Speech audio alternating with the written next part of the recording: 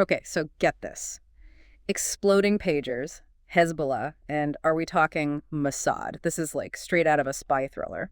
Well, what's really interesting here is it's not just the attack itself, right? It's how this whole thing kind of reveals how conflict is changing, like right now in the 21st century. It's wild. I mean, exploding pagers.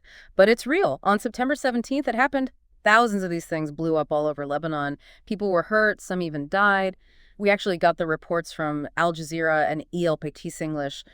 Pretty intense stuff. Intense and complicated, too. Yeah. Hezbollah was the main target, but you can't ignore the impact on regular people. I mean, hospitals were totally swamped with the injured brown. Makes you think, how precise was this attack, really? And what was the real goal? And about those goals. Hezbollah didn't hesitate. They pointed the finger straight at Israel, even promised fair punishment, which is never good. But here's the thing, Israel. Totally silent. Yeah, see that silence? That actually speaks volumes. In the espionage world, that's textbook. You don't admit anything, but you let everyone put two and two together. Interesting timing, though, right? This all goes down just as Israel's saying they want those northern territories back. Mm-hmm. You know, the ones Hezbollah controls. Coincidence? Maybe? Maybe is right, but let's talk about the how part. How do you even turn a pager into a weapon? That's like ancient tech. See, that's where it gets even more interesting. How is it? Hezbollah, they ditched cell phones, went back to pagers, figured it'd make them harder to track. You know, use old tech to their advantage. So somebody hacks the pagers. Is that even possible? At first, some experts were thinking maybe they hit the lithium batteries in the pagers remotely, overheat and boom. But as bad as lithium batteries can be, this was on another level. Doesn't really add up. Okay, so not a hack. Then what set off these mini explosions? What are the experts saying? So there's this guy, Chris Hunter, ex-British Army bomb disposal expert, knows his stuff. He looked at the explosions themselves and the injuries, and he's saying it points to military-grade explosives. Small but powerful, hidden inside the pagers. Wait, slow down. Military-grade explosives inside pagers. How is that even possible? That right there is the million-dollar question, and it leads us to a very specific and kind of unsettling answer. Supply chain attacks. Supply chain attacks. Okay, so walk me through this. How do we get from a pager factory, to all these explosions? Think of it this way. Every step in the process, from where the pager is made to when someone's using it, it's all a chain. And every link in that chain, it's a chance for someone to mess with it. Now imagine Mossad or maybe another Israeli group, they find a weak link. Like maybe they grab a shipment somewhere or sneak into a warehouse? Exactly. Or even crazier, think about this. What if they got to the factory itself? Like while the pagers are being put together, they could be slipping in these tiny little explosives, completely invisible to the naked eye. By the time Hezbollah gets them, boom, time bomb in their pocket. That's kind of brilliant, but also super risky. Couldn't this have blown up in their faces? Always a risk. Some intelligence sources figure Israel might have had to pull the trigger early. Heard whispers that Hezbollah was getting suspicious. Wait, so they rushed it. That's cutting it close.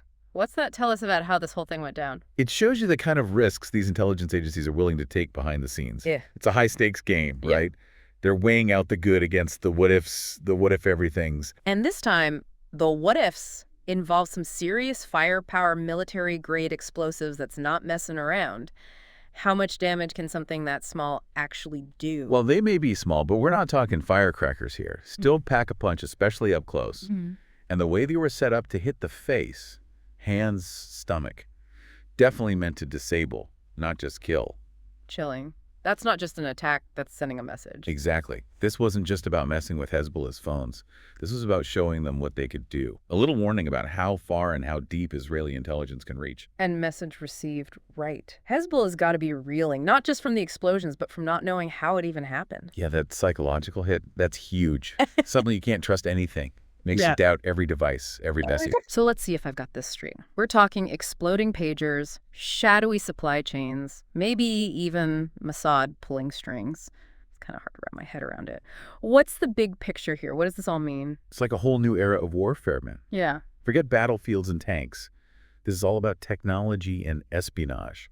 Those are the new weapons. Like cyber warfare. Even bigger than that. Think more like a hybrid thing. Wait. You've got these physical attacks in the real world, but they're happening because of the digital world and everyday objects. Those can be weapons now. This whole thing shows how vulnerable we all are. Everything's so connected. Especially for groups like Hezbollah. Their whole thing depends on these secret communication networks. What happens to them now? Where do they go from here? Tough spot, man.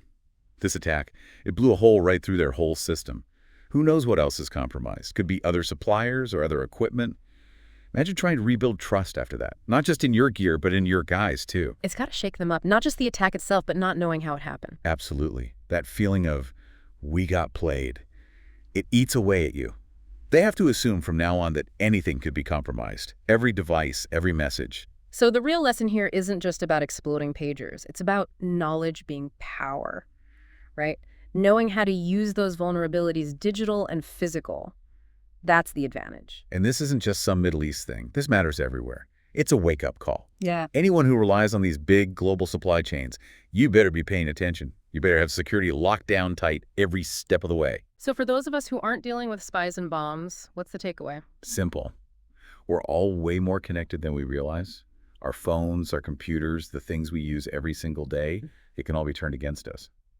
Makes you think, what else is out there? What haven't we seen yet? And with technology changing so fast, well, who knows what the future holds? One thing's for sure, though. This new kind of warfare, the invisible battles, they're just getting started. Until next time, stay curious, everyone, and keep diving deep.